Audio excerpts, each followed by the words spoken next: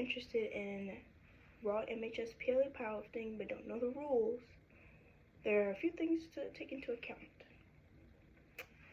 Even if you already do powerlift and come from a different association, it's still really important to know the different rules within Michigan's federation. And that's because MHSPLA in specific has certain rules that other states or associations may not follow, and could put somebody at risk of doing pretty bad in the sport if they're unaware.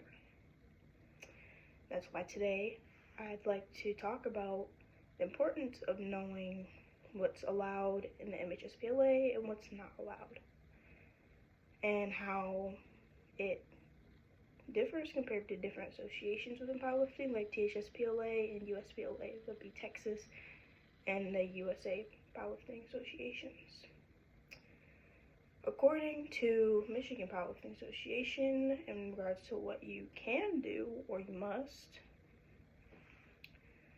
you have to wear long socks when performing a deadlift.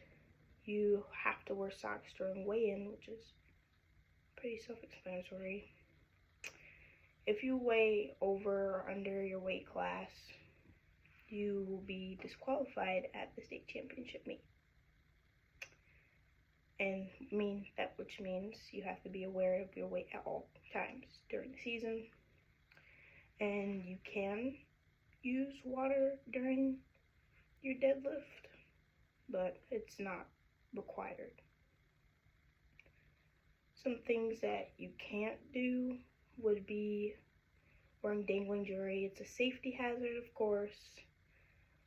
Using baby powder on deadlift is not legal. Wearing knee straps is not legal. Wearing a bench press slingshot is also not legal, and you're not supposed to wear a singlet to specifically raw meats, but you can in like equipped. And using like medically prescribed assistance or comfort, like for say a knee brace, that would cause all of your lifts to be, they wouldn't count as long as you wear it. This differs from association to association because, like, according to the United States Powerlifting Association, for instance, you can use knee straps, you can wear wrist straps, you have to wear a singlet, but of course, bench press slingshots are absolutely a no-no. And they allow different stuff like this because places like the THSPLA, their rules are kind of different. Like, you have to wear a singlet, you can't have pockets on your uniform at all.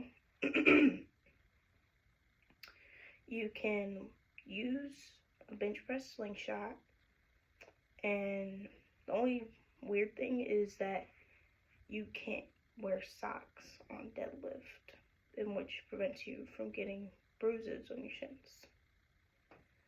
It's absolutely important to pay attention to technical things like this, because a lot of the associations have a lot of the same things, but then again, they have a lot of different things that people tend to look over all the time. And they go to these different associations and do something that they're used to, and it puts them into trouble. A lot of things that are like generalized and commonly paid attention to would be the fact that steroids are an absolute no wherever you go within powerlifting. You have to have uniform or some type of team signification, and belts are always allowed. You have to have powerlifting equipped shoes at all times. Spotters are not allowed to assist you during a lift unless They're commanded by the judges, which means you failed the lift, and you must absolutely be aware of your weight.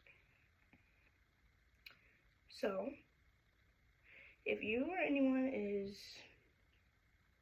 or has an interest in the MHSPLA Association, those are some things that should absolutely take into account for it. And it's because not every association runs the same, and one thing that an association requires could get you disqualified in the other.